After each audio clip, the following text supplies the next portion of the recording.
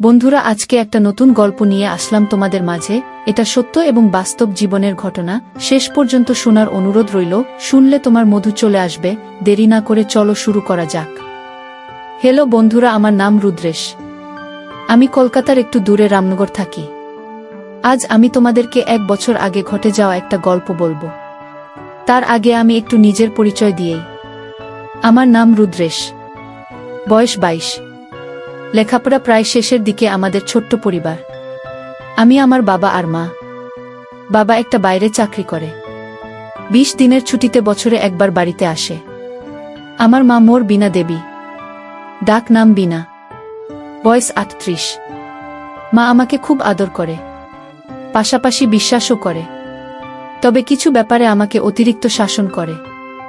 যদিও আদর করে বেশি, আমি মাকে তবুও একটু বেশি ভয় পাই। মার অবসর সময় কাটে পাশের বাড়ির মনীষা মাসির সাথে। উনারা আজ প্রায় 1 যুগ ধরে আমাদের পাশে আছেন।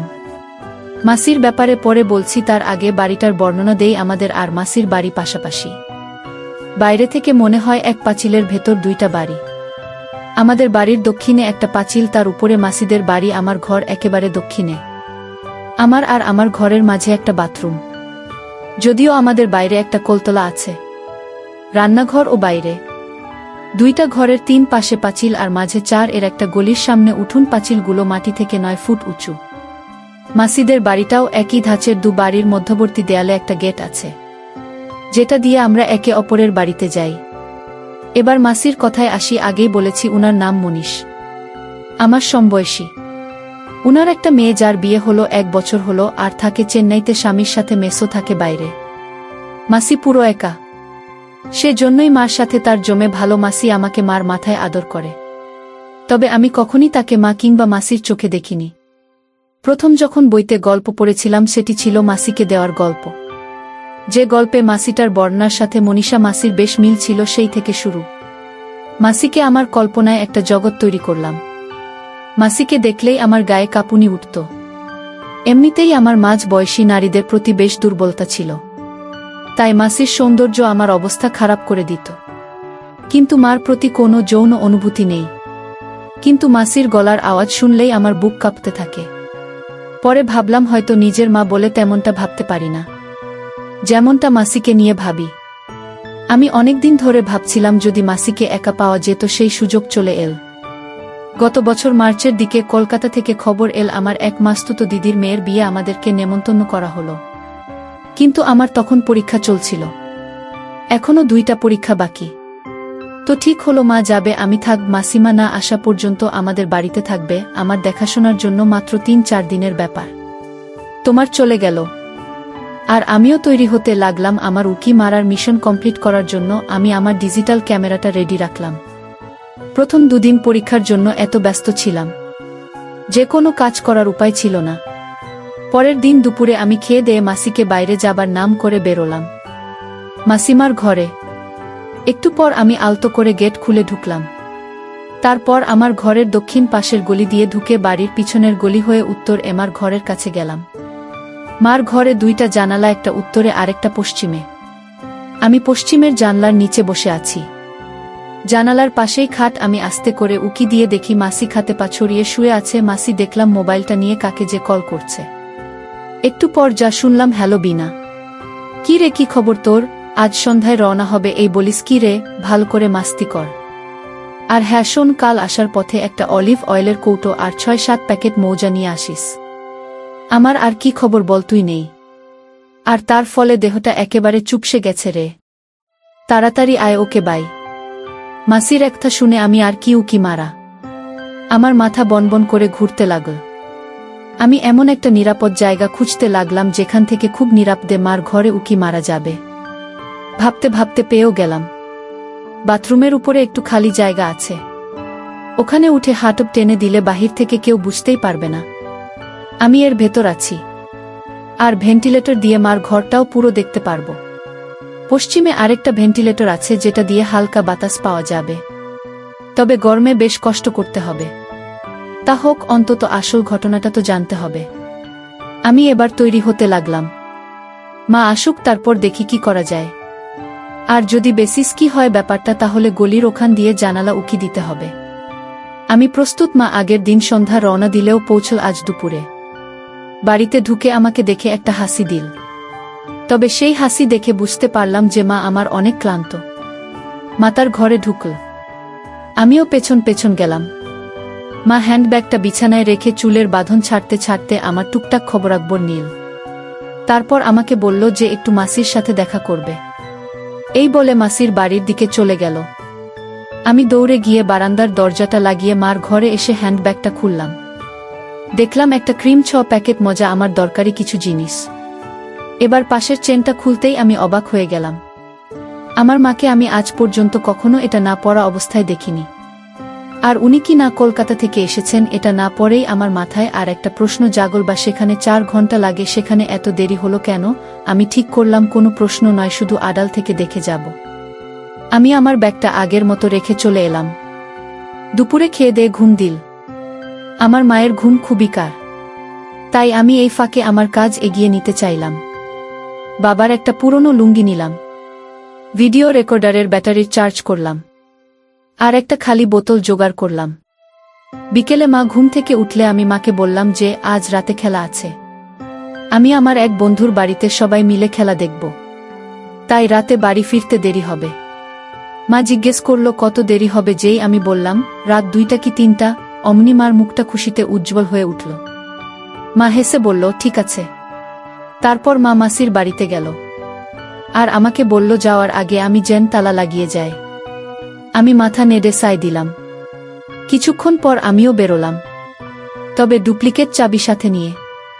কিছুক্ষণ পর আমি ফিরে আসলাম। এবার আমি আমার আস্তানা সাজাতে লাগলাম। বাথরুমের দরজার সামনে একটা স্টুল রেখে ওটার উপর দাঁড়িয়ে হাতটা সরিয়ে দিলাম। এরপর বাবার পুরনো লুঙ্গিটা, এক বোতল জল, একটা খালি বোতল মদের জন্য উপরে তুলে নিলাম। তারপর আমি উঠলাম, লুঙ্গিটা বিছিয়ে দিলাম। দেখলাম ভেন্টিলেটর দিয়ে আমার ঘরটা পুরো দেখা যাচ্ছে, আর খাটটা একদম ফেস টু ফেস পজিশনে। এবার আমি নেমে এলাম। আমার ঘরে একটা দরজা আছে যেটা দিয়ে উত্তর দিকে বের হওয়া যায়। দরজাটা এতদিন ভেতর থেকে তালা মারা ছিল। আজ দরজাটা লাগাব ভেবে আমি ভেতর থেকে তালা খুললাম, আর বাইরে দিয়ে লাগিয়ে দিলাম। আমার কাজ মোটামুটি শেষ। আমি এবার বেরলাম। রাত 9টার মা ফোন করতে আমি বাড়ি এসে খেয়ে নিলাম। মা বলল শোন, তোর মাসি আজ আমার সাথে থাকবে, তুই এসে দরজায় টোকা দিবি না, আগে আমাকে ফোন করবি, নইলে তোর মাসি ঘুমের ডিস্টার্ব হবে, বুঝেছিস? হ্যাঁ মা। আমি বেরোলাম তবে। হ্যাঁ যা। আমিও যাই, মনীষাকে ডেকে আনি। দুজন একসাথে বেরোলাম। মা মাসির বাড়িতে ঢুকতে আমি আমার ঘরের ভিতর দরজা দিয়ে ঢুকে ভিডিও রেকর্ড এটা নিয়ে ঘর থেকে বেরোলাম। চাবিটা নিয়েছি কি না দেখে নিয়ে আমি আমার ঘরে তালা মেরে স্টলে দাঁড়িয়ে বাথরুমের উপরে উঠে হাত টেনে দিলাম। ও হাফ ছেড়ে বাঁচলাম যে। বেশ গরম লাগছে, ভেন্টিলেটর দিয়ে বেশ বাতাস আসছে। আজ বোধহয় বৃষ্টি হবে, কিন্তু মা এখনো আসছে না কেন? 10টা বাজে গেছে প্রায়। এমন সময় আকাশে বিদ্যুৎ চমকাতে লাগল। ভেন্টিলেটর দিয়ে বেশ বাতাস আসছে। যাক, ভালোই হলো, গরমে কষ্ট করতে হবে না। এসব যখন ভাবছি তখনই গেট খোলার আওয়াজ পেলাম। মা আর মাসি আসছে। আমার বুক ধরফর করতে লাগলো। ভেন্টিলেটরে চোখ রাখলাম। দরজা খুলে প্রথমে মা, তারপর মাসি ঢুকল। মা বলল চল আগে ফ্রেশ হয়ে আসি। ঠিকই বলছি সে, চলুন। মা আর মাসির মুখে সব শুনে আমার নিঃশ্বাস বন্ধ হবার জোগাড় হলো। দুজন একসাথে বাথরুমে ঢুকল। প্রায় মিনিট 5 পর দুজন বেরোল এবং ঘরে ঢুকে দরজা লাগিয়ে দিল। মা আর মাসি ঘরে ঢুকে দুজন দুপাশের জানালাটা লাগিয়ে দিল। বাইরে বৃষ্টি হচ্ছে খুব। মা বিছানা থেকে চাদরটা নামিয়ে একটা পুরনো চাদর বিছিয়ে দিল। তবে এবার যা ঘটল তাতে আমার বুক এতটাই ধরফর করতে লাগলো যে মনে হলো আমি মারা যাব। মা বলল হ্যাঁ রে, দেখতো বারান্দার গেটে তালা লাগিয়েছে কিনা। মাসি বাইরে গেল, আমার হার্টবিট চলাচল বেড়ে গেল। মাসি আবার ফিরে এসে বলল হ্যাঁ রে, লাগানো আছে। এটা বলেই চুলটা ছেড়ে দিল। মা এতক্ষণ কি যেন করছিল পেছন থেকে আমি ঠিক দেখতে পারছিলাম না। এবার ঘুরে দাঁড়াতে বুঝলাম কপালে বিরাট একটা সিঁদুরের টিপ, ওনাকে একটা নাকছাবি লাগিয়েছে। ওটা দেখে মাসি বলল কিরে, আজ বোধহয় একটু বেশি গরম হয়ে গেছিস। ব্যাপারটা কি শুনি? বিছানায় যা আগে, তারপর বুঝলি ব্যাপারটা কি। মাসি হেসে এবার সম্পূর্ণ হয়ে গেল। আমি স্বপ্ন দেখছি না তো। মাসির সোজা গিয়ে বিছানায় আতশোয়া হলো, খাটে হেলান দিয়ে আমার দিকে তাকিয়ে আছে যেন। মাসি, এবার মাকে হাত ছোড় দি না। তোর হলো? এখনো কাপড় ছাড়িসনি? তুই আসবি বাবা? আসছি। মা বলল, আজ রুদ্রেশ বাড়িতে নেই, সবে বাজে 10টা। এখনো হাতে 5.5 ঘন্টা বাকি, এত তারা কিসের? যদি আমার চোখ ভুল না করে থাকে তবে এটুকু বলতে পারি, চুল ছেড়ে দেওয়ার সাথে সাথে আমাকে ঘাতক মুভির বিন্দু মাছির মতো লাগছে। আমি মাঠ থেকে চোখ ফেরাতে পারছি না। মা এবার মেসির পাশে গিয়ে শোল। মাসি, আর এবার বল। তুই তো জানিস আমার যে দিদির মেয়ের বিয়ে হলো, ওনার একটা ছেলে একটা মেয়ে। তবে এতদিন মুম্বাই ছিল, বিয়ের জন্য কলকাতায় এসেছে, আর ছেলেটা কলকাতাতে থাকে। এই ধরনের দৃশ্যের বয়সী ওনাদের বিরাট বাড়ি, বেশ পয়সাওয়ালা বুঝলি। আমাকে তো বিয়ের অনুষ্ঠানের সব পোশাক ওনারাই দিয়েছেন। এবার আসি আসল ঘটনায়। আমি যে দিন গেলাম তখনও তেমন আপনিও এসে পৌঁছায়নি। দিদি তো খুব খুশি। ওর ছেলেটা মানে পিয়ুষ আমাকে দেখে আরও খুশি। ছেলেটার গড়ন ঠিক আমাদের দু দেশের মতো বুঝলি। তো ওখানে থাকতে গিয়ে একটা ব্যাপার খেয়াল করলাম। পিয়ুষ প্রায় সারাক্ষণ আমার আশেপাশে ঘুরঘুর করে। আমি অতটা গুরুত্বের সাথে দেখেন ব্যাপারটা। তো এভাবেই চলছিল। ঠিক ওই দিন সন্ধ্যা হতেই অন্য আত্মীয়রা আসতে শুরু করল। দিদির যা ছিল 2 জন। তোকে কি বলব, দুটোই আগুন। মাসি বলল, কেন রে, আর বলিসনি? এসে দেখলাম তারা জন পুরুষকে নিয়ে কোথায় যে গেল। পরে জানতে পারি পিয়ুষের কাছ থেকে ওরা তখন সেবা। মাসি বলল, কি বলিস তুই? তবে আর বলছি কি, ওটা পরে বলব, এবার সব ঘটনা। বিয়ের দিন দিদি আমাকে নিজের সাজিয়ে দেয়। অনেকেই আমার সামনের দিকে আজ চোখে দেখছিল, এমনকি মহিলারাও আমার দিকে তাকাচ্ছিল। তো এক সময় আমি মানিয়ে নিলাম। হঠাৎ দিদি এসে বলল, বিনা, দেখ তো পিয়ুষ কোথায়, ওকে পেলে বলবি আমি ডাকছি। আমি পিয়ুষকে খুঁজতে লাগলাম সারা বাড়ি, কোথাও না পেয়ে গেলাম ছাদে। ওকে যে ডাকবো তখনই খেয়াল করলাম ও ফোনে কার সাথে কথা বলছে। আমি ভাবলাম কথা শেষ হলেই ডাক দেব, তাই দাঁড়িয়ে রইলাম। হঠাৎ শুনি ও বলছে, হ্যাঁ রে, খুব সুন্দর দেখতে। মার্ক এমন এক বোন হয়। আরে আজ 2 দিন ধরে তাকে ভেবে পানি ফেলেছি, দেখা যাক কি হয়। বাই। এটুকু শুনেই আমি বুঝে ফেললাম কার কথা বলছে। আমি এমন একটা ভাব করলাম যে এইমাত্র এসেছি, পিয়ুষ তাকে দিদি ডাকছে। পিয়ুষ কিছু না বলে আমার দিকে একবার তাকিয়ে চলে গেল। আমি একলা ছাদে দাঁড়িয়ে ওর কথাগুলো ভাবতে লাগলাম। মাসি কি? মা, বলছি তো দাঁড়া, একটু জল খেয়ে নিই। মা জল খেয়ে আবার বলতে শুরু করলো। আমি ভাবতে লাগলাম, তবে কি পিয়ুষ আমার সেবা করতে চায়? পাশাপাশি এও ভাবতে লাগলাম, স্বামী থাকে অনেক দূরে, বছরে কটা দিন আমার কপালে জোটে, তা ও সেটা আমার জন্য যথেষ্ট নয়। অনেকেই তো অনেক কিছু করে বেড়ায়, কেউ জানে না বলে তারা সতী নারী হিসেবে পরিচিত হয়। তাহলে আমাকে যদি কেউ কাছে চাইতো, আমি কেন সাড়া দেব না? আমার শরীরেরও তো একটা খিদে আছে। এটা চিন্তা করেই আমি সিদ্ধান্ত নিলাম যে পিয়ুষকে সেবা করব, যেই ভাবা সেই কাজ। ততক্ষণে আমার ভেতরে একটা অন্যমনস্ক জেগে উঠেছে। সেদিন পুরোটা সময় আমি পিয়ুষ স্কেচ করেছি, ওর সামনে দিয়ে দুলিয়ে হেঁটেছি। আর পরের দিনগুলোতে তো সামনে দেখিয়ে দেখিয়ে ওর অবস্থা খারাপ করে দিয়েছি। পরদিন আমি বাড়ির উদ্দেশ্যে রওনা হব।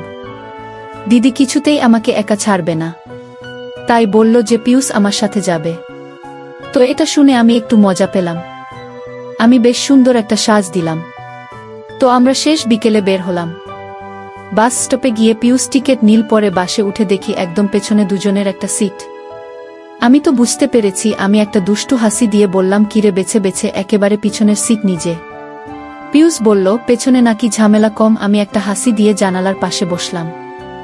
আমাদের সামনে একজোড়া বুড়ো মহিলা আর বামে তাদের সাথে বুড়ো লোকটা ছিল। তো বাস ছেড়ে দেওয়ার কিছুক্ষণ পরে পাশের বুড়োটা ঘুমিয়ে পড়ল।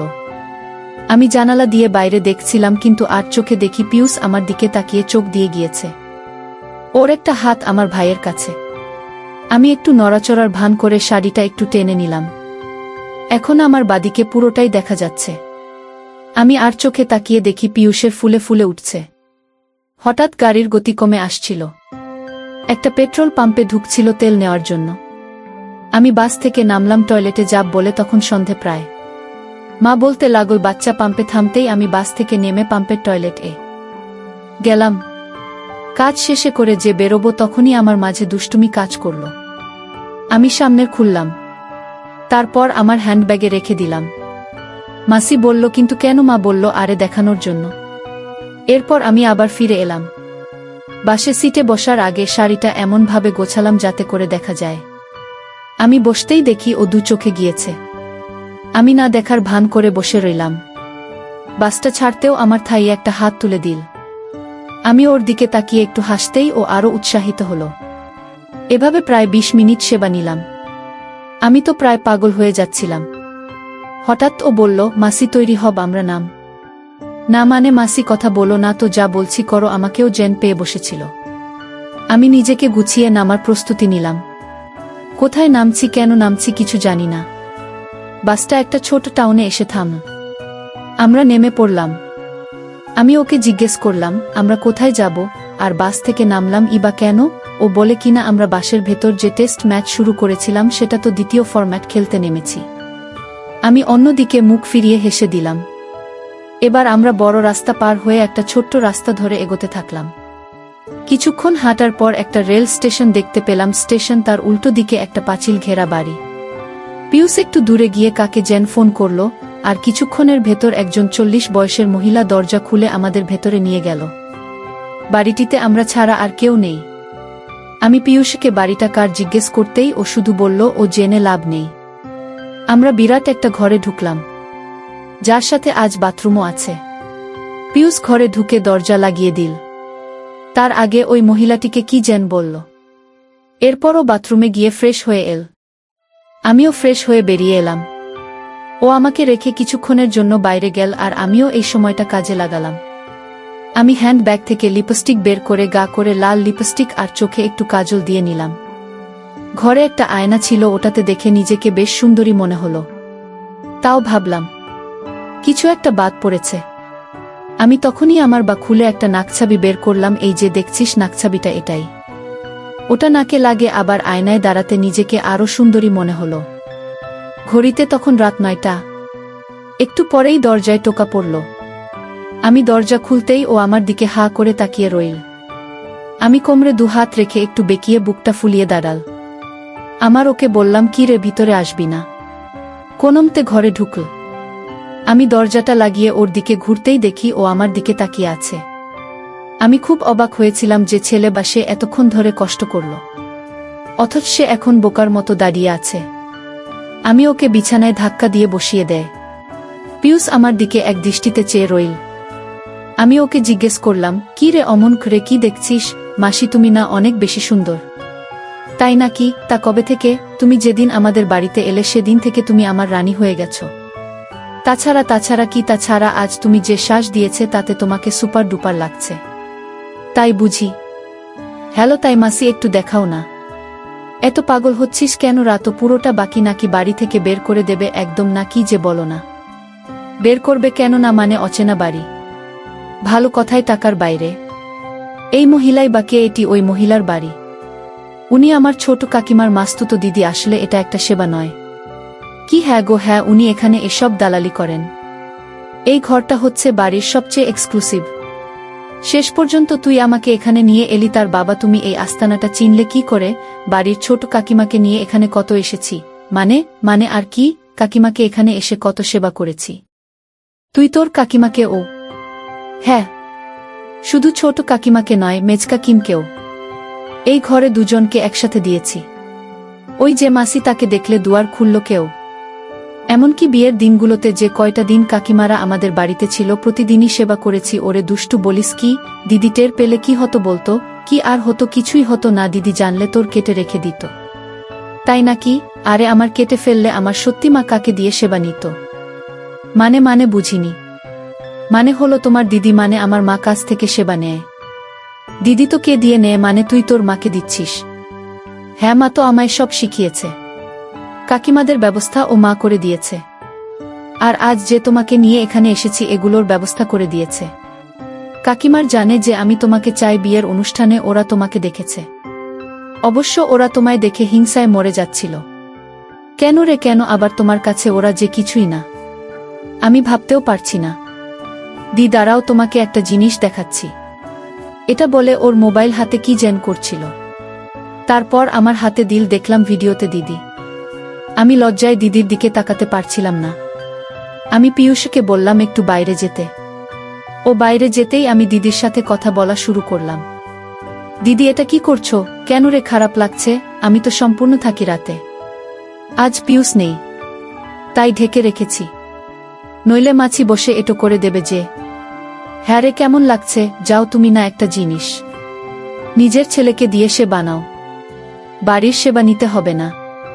তাই বলে ছেলেকে দিয়ে দেখবি না মেয়েদের সেবা নেওয়া দরকার? সেটা কার তা দেখা দরকার কি? খিদে মিটলেই হলো, তা ছাড়া সুখে তো আছি। আজ থেকে তুই বুঝবি কি মজা।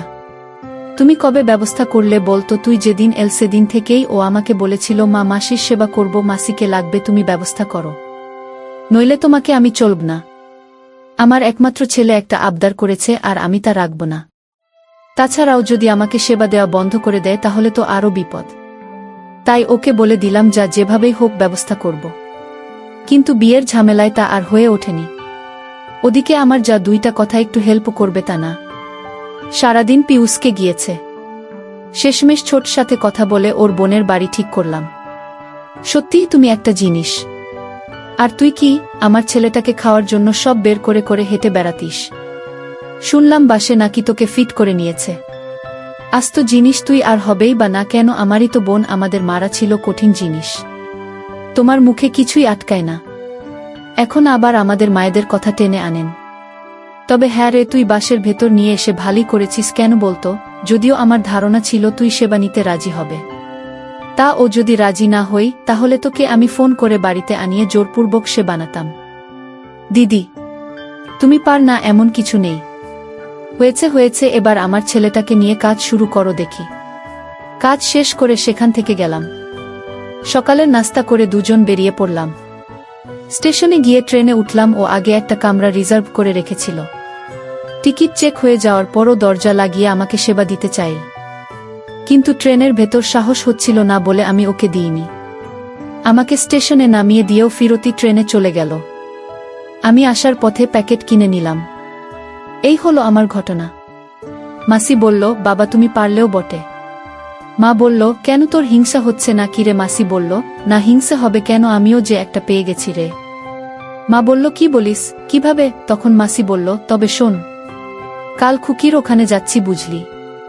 ওরা নাকি একটু চেন্নাই যাবে, কিন্তু ওর দেবরকে দেখাশোনা করার কেউ নেই।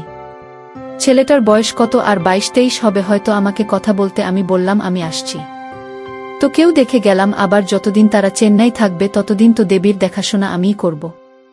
খুকি তো মহা খুশি, আমিও খুশি, কারণ এই ফাঁকে আমিও ততদিন বেশ আয়েশ করে সেবা নেব। মা বলল, কি বলিস তুই, তোর ছেলেটাকে আনলি কবে? মাসি বলল, বারে গতবার ইশারা ইঙ্গিতে অনেক কিছুই বুঝিয়েছিলাম। আজ প্রায় কয়েকদিন হলো ভিডিও কলে বাগান দেখিয়েছি। এখন শুধু আসল কাজটাই বাকি। মা বলল, তলে তলে এতদূর। মাসি বলল, বারে আমাকে না জানিয়ে তুই দিতে পারলে আমি কেন পারবো না? শোন, তুই যেমন আমিও তেমন। মা বলল, আরে আমরা হলাম একজোড়া জিনিস। তাহলে তো আগামী কতদিন তোকে খুব মিস করব রে। কার সাথে হবে বলতো? কেন রে, তোর স্বামীকে বলো না, তোকে এসে দিয়ে যাক। আমার কি আর সেই কপাল আছে এত দূরে থাকে? আর আমার যে মাসে একবার সেবা নেওয়া সম্ভব না। মাসি বলল, কোনো চিন্তা করিস নে, অল্পটা দিনই তো, তারপর তো আমি ফিরে আসবেই। ততদিন না হয় নিজেকে ধরে রাখুন। মা বলল, তা না হয় রাখলাম, তা আজ কি করব বলতো? মাসি বলল, আজ একটু নতুন উপায় হবে। আমি একটা নতুন জিনিস পেয়েছি রে। মা বলল, কি জিনিস? মাসে একটা কৃত্রিম মেশিন বের করল। মা বলল, এটা কিভাবে ব্যবহার করে, কোথায় পেলি? মাসি বলল, এটা আমাকে খুকি দেওয়ার পাঠিয়েছে, আর এটা ব্যবহার করা একদম সোজা। মা বলল, বেশ ভালোই হবে, নিজেরাই নিজেদের সেবা দিব। কি বলিস? মাসি বলল, তা তো বটেই, তবে তাই বলে বসে থাকলে চলবে না, কিন্তু সেবা নেওয়ার সুযোগ তৈরি করতে হবে। এখন চল, আমরা একটু মজা করি। প্রায় 1 ঘন্টা পর মাসি বলল, খোকা কোথায় রে? মা বলল, ভোর রাতে ফিরবে দুজন। একসাথে বাথরুমে অর্থাৎ নিচে গেল। দুজনে ফ্রেশ হয়ে নিল। মা বাতি নিভিয়ে দিল। প্রায় 30 মিনিট পর আমি নেমে আমার ঘর দিয়ে বেরিয়ে মাকে ফোন করলাম যে আমি আসছি। গেট খুলতে আমি এমন একটা ভাব করলাম যে ঘুমে কাতর। মা গেট খুলে দিতে আমি সোজা আমার ঘরে গিয়ে শুয়ে পড়লাম। পরদিন আমি একটু দেরি করে ঘুম থেকে উঠলাম। উঠে ফ্রেশ হয়ে রান্নাঘরে গেলাম। দেখি মা রান্না করছে। মা আমাকে দেখে একটা হাসি দিয়ে জিজ্ঞেস করল, কি খাব? আমার কেন জানি কিছু খেতে ইচ্ছে করছিল না, ভাবলাম একেবারে দুপুরে খেয়ে নেব। মাকে বলতে মা ও কিছু বলল না। মাসির কথা জিজ্ঞেস করতেই মা বলল, মাসি তার মেয়ের কাছে যাওয়ার জন্য সকালে বেরিয়ে গেছে। এভাবে সাদামাটা ভাবে কেটে গেল পরের 4টা দিন। আমি এর মধ্যে প্রতিদিন রাতে মা আর মাসির রেকর্ড করা ভিডিওটা দেখে পানি ফেলতাম। তবে মাঝে বেশ কষ্টে আছে তা বোঝা যাচ্ছে। আগে মাসে থাকার সময়টা বেশ কেটে যেত, এখন আমার রাতগুলো ছটফট করতে করতে কেটে যায়। মাসি যাওয়া ঠিক 6 দিনের মাথায় এক রবিবারে মা বেশ ছোটাছুটি করতে লাগল। রান্নাবান্না নিয়ে সকাল হতে বেশ ব্যস্ত হয়ে পড়ল। আমি মাকে জিজ্ঞেস করলাম, এত আয়োজন কেন? মা জানাল, তার মাস্তুতো দিদি কদিন আগে যার মেয়ের বিয়েতে কলকাতা গেল উনি আসছেন। খবরটা শুনে আমার নিচে টনটন করে উঠল, কারণেই মাসে একটা জিনিস মনে হচ্ছে কিছু একটা হবে। আমি জিজ্ঞেস করলাম কখন আসবে? মা জানাল, দুপুর 2টা নাগাদ চলে আসবে। আমি এরই মধ্যে স্নান সেরে নিলাম। মাও স্নান সেরে বেশ পরিপাটি হয়ে নিল। মাসি এল দুপুর 2টায়। আমাকে দেখে মাসি বেশ অবাক হল। বারবার মাকে বলতে লাগল, তোর ছেলেটা বেশ বড় হয়েছে। এটা বলার পরে দেখলাম মা ও মাসি দুজনেই মুচকি মুচকি হাসছে। যদিও আমি ব্যাপারটা ধরতে পারলাম না, তারপরও মাসির মুখে কথাটা শুনে বেশ লাগল। মাসির নাম গৌরী, দেখতে বেশ সুন্দর। খেয়ে মাছি আমার ঘরে এল আমার সাথে গল্প করতে। মাসিমাকে বলল একটু রেস্ট নিতে, সারাদিন অনেক কাজ করেছে বলে। মা ও কথা না বাড়িয়ে আমাদেরকে রেখে ঘরে গিয়ে শুয়ে পড়ল। মাছি দরজা লাগিয়ে আমার বিছানায় উঠে বসে আমার সাথে গল্প করতে লাগল। আমার লেখাপড়ার খবরাখবর নিল। আমিও টুকটাক কিছু জিজ্ঞেস করলাম। পিয়ুষে কথা জিজ্ঞেস করতেই মাসি, জানো কি উসকে মুম্বাই পাঠানো হয়েছে? ও এখন থেকে নাকি ওখানে থাকবে? হঠাৎই মাসির প্রশ্ন। অন্যদিকে মোড নীল। মাসি বলল, কি রে রুদ্রেশ্বর, কোনো গার্লফ্রেন্ড আছে? আমি বললাম, কেন বলতো, লজ্জা পাচ্ছিস কেন? তুই বিনার সাথে এসব নিয়ে কথা বলিসনি? মার সাথে? হ্যাঁ, কেন মাকে সব বলা যায় না বুঝি? পিয়ুষ তো আমার সাথে এসব বিষয়ে খুবই ফ্রি। তোর মাকে কি তুই ভয় পাস নাকি? তা কিছুটা পায়। আমাকে ফ্র্যাঙ্কলি মনের কথা বলতে পারিস। ভয় পাওয়ার কিছু নেই। বলো না, তোর গার্লফ্রেন্ড আছে কিনা? না, নেই। ও আচ্ছা, ভালো। কাউকে মনে মনে পছন্দ করিস নাকি? না, তেমন কোনো পছন্দ নেই। কি যে বলিস না, তোর মতো একটা সুপুরুষের গার্লফ্রেন্ড নেই? এটা কোনো কথা? কিভাবে কাটা দিনকাল? পিয়ুষ তো মেয়েদের সঙ্গে ছাড়া থাকতে পারে না। পিয়ুষে তো তোমার মতো একটা ফ্রেন্ডলি মা আছে, তাই ও এসব পারে। অবশ্য আমার মা যদি তোমার মতো হতো তবে আমিও পারতাম। তা কেমন মেয়ে তোর পছন্দ? এই ধরো, আমার চেয়ে বয়সে বড় মেয়েদেরকে আমার বেশি পছন্দ। তোদের বয়সী ছেলেদের এই এক সমস্যা, শুধু বড় মেয়েদের দিকে চোখ পড়ে তাদের। পিয়ুষেরও একই অবস্থা এখন দেখি তোর। কে জানে কখন হয়তো বলে বসবেন, মাসি তোমাকে আমার পছন্দ। হা হা, সে তো কবে থেকে আমি তোমাকে পছন্দ করি। বলিস কি? তা কবে থেকে আমাকে তোর পছন্দ? আমি একটু সাহস নিয়ে দুরু দুরু বুকে জুয়া খেলে ফেললাম।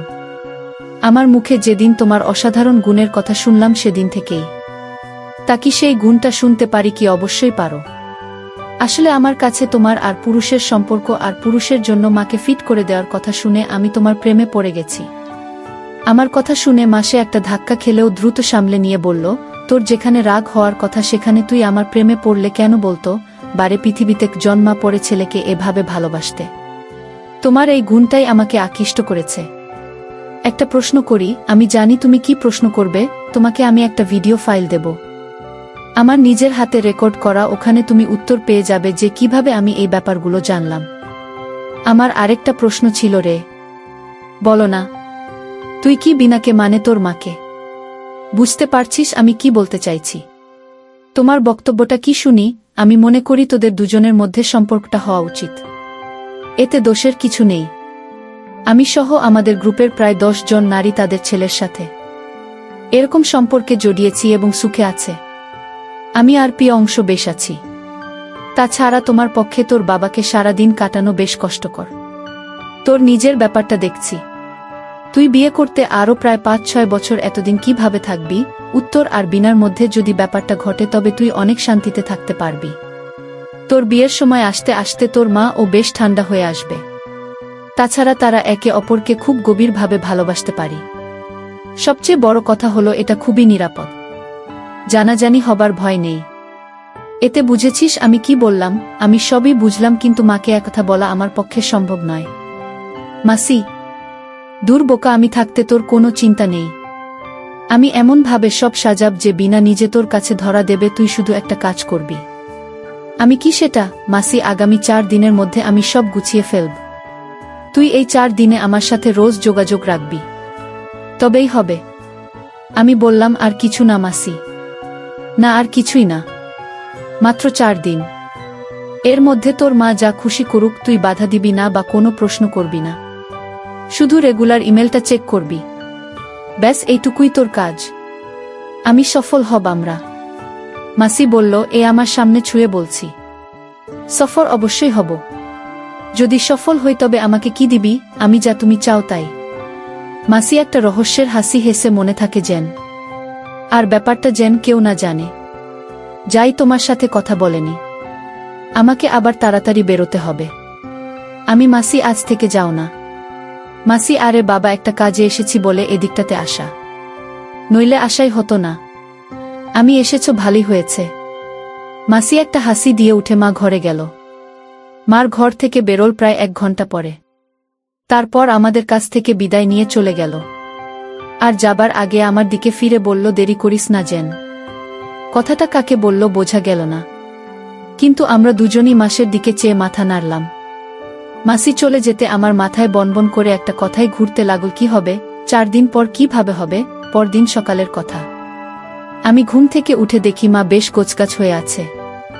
আমি মাকে জিজ্ঞেস করলাম, কোথায় যাচ্ছে? মা বলল, বাবু শোন, আমি এক সাধু বাবার কাছে যাব। একটা মানত ছিল, সেটা পূরণ করতে ওখানে গিয়ে একটা পুজো দেব। আমি তোর জন্য সকাল আর দুপুরের খাবার তৈরি করে রেখেছি, কষ্ট করে খেয়ে নিস, আমি সন্ধে নাগাদ ফিরব। আমি মাকে কোনো প্রশ্ন না করে শুধু বললাম, ঠিক আছে যাও, কোনো চিন্তা করো না। মা বেরিয়ে গেল সাথে সাথে। পর মুহূর্তেই আমি বুঝলাম, নিশ্চয়ই এটা গতকালকে মাসের তৈরি করা প্ল্যান এর একটা অংশ। যাই হোক, আমি খেয়ে দিয়ে পুরো দিনটা কোনো মতে কাটালাম। রাত প্রায় 8টার দিকে মা বাড়িতে আসেন। মাকে বেশ হাসি খুশি লাগছিল। আমি মাকে জিজ্ঞেস করলাম, সব ঠিকঠাক মতো হয়েছে কিনা? মা হাসি মুখে, জানো যে সব ঠিক আছে। রাতে খাওয়া দাওয়া করে যখন শুয়ে পড়লাম, তখন একটা মেল পেলাম মাসির কাছ থেকে। মেলটা ছিল এরকম, অডিও শোনার পর আমাকে মেসেজ দিয়ে জানাবে। আমি ফাইলটা ডাউনলোড করে বাতি নিভিয়ে অডিও শুনতে লাগলাম। এটা ছিল মার সাথে মাসির ফোনালাপ। তাদের মধ্যে কথাগুলো ছিল এরকম, মা, হ্যালো দিদি, কেমন আছো? মাসি, ভালো, কি করছিস? মা, এই তো স্নান করেই তোমাকে ফোন দিলাম। মাসি, এইমাত্র বাড়ি ফিরলি? মা, হ্যাঁ গো দিদি, কিছুক্ষণ হলো এসেছি, তোমার সাথে কথা বলছি। মাসি, বাবু বাড়ি নেই? মা, না গো, একটু বাইরে গেছে। মাসি, তা কি হলো, ওখানে গিয়ে শুনি। মা, আর সেটা বলার জন্যই তো তোমাকে ফোন করা, যার কাছে পাঠিয়েছি উনি মানুষ নন, দেবতা। বাবা, আজ যা দেখলাম, নারীরা উনাকে এত মান্য করে, না দেখলে জানতাম না। মাসি, দেখলি তো, তুই তো যেতে চাস নিতা, এবার বোঝ। তা কি হলো বলো না? মা, বলছি বাবা, বলছি, প্রথমে উনার আশ্রমে গিয়ে পড়ছে, মন্দিরে পুজো দিয়ে বাবার খাস কামরার কাছে গেলাম। সেখানে একজন নারীর সব দেখভাল করছিলেন। উনি আমাকে আর আমার সাথে আরও 4 জনকে একটা আলাদা ঘরে নিয়ে গেলেন। আমাদেরকে সারিবদ্ধভাবে দাঁড় করিয়ে জিজ্ঞেস করলেন, আমরা নতুন এসেছি বলে আমাদেরকে উনি কিছু শিখিয়ে পড়িয়ে দেবেন, যাতে কোনো বেয়াদবি না হয়। আমি নিজের কৌতূহল চেপে রাখতে পারলাম না। উনাকে বলেই ফেললাম, দিদি, আপনি কি করে বুঝলেন ওখানকার 9 জনের ভেতর আমরা নতুন এসেছি? উনি একটু হেসে বললেন, আপনাদের পোশাক দেখেই আমরা সবাই একটু কৌতূহলী হতে। উনি ব্যাপারটা খুলে বললেন, আসলে বাবার সামনে সবসময় 2 টুকরো কাপড় পরে যেতে হয়, এর বেশি না। তাই আমি আপনাদেরকে ব্যাপারটা বলতে এসেছি। আপনারা যারা যারা পরে আছেন সেগুলো নামিয়ে ফেলুন, আর গায়ে যে কোনো 2টা কাপড় রাখুন, কোনো লজ্জা পাবেন না। কাপড়গুলো পাশের বক্সগুলোতে রেখে দিন, এখানে চুরির ভয় নেই।